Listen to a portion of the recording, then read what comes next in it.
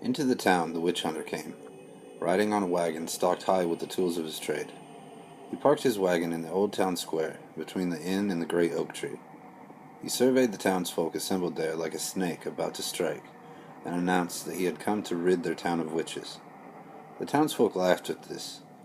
Why, there hadn't been a witch hung here in over 100 years. Still, they let him stay, for none could bring themselves to meet his gaze and tell him to leave. And so they let him work. As the witch hunter stalked the streets, the townsfolk prepared for the harvest. They tilled fields, planted crops, and waited for the rain. Yet the rain never came. For weeks the townsfolk waited, but the sky remained empty and clear. They pleaded with the mayor, who told them that they needed to work harder. They pleaded with the priest, who told them that they needed to pray more. And when all their work and prayer did nothing, they turned to the witch hunter. This is the work of a witch, and I know the one. Old Agnes, out beyond the town. I've watched her mix her poisons and practice her spells, and with your leave, I will bring her to justice, the witch hunter announced. Some townsfolk grumbled at this. They knew old Agnes. She was a healer, not a witch. But others were not so sure. Wasn't old Agnes rather strange? Did anyone know what went on in her cabin? And had her neighbors not seen a black cat slinking around her home? Was that not the sign of a witch? Besides, if it could bring the rains back, was it not worth it? And so they let him work.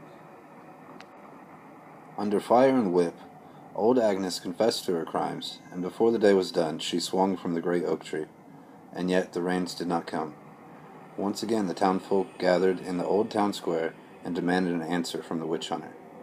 It would seem your old Agnes did not act alone. There are other witches here, working together to destroy your town, he said. Some doubted this, but how could they be sure that one of their neighbors was not a witch? And so they let him work. Neighbor accused neighbor.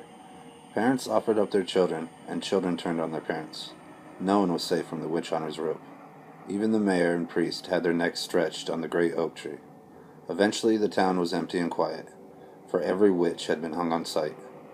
There was only the witch hunter left, riding his wagon to another town. By his side slept a black cat, waiting on its master to command it again.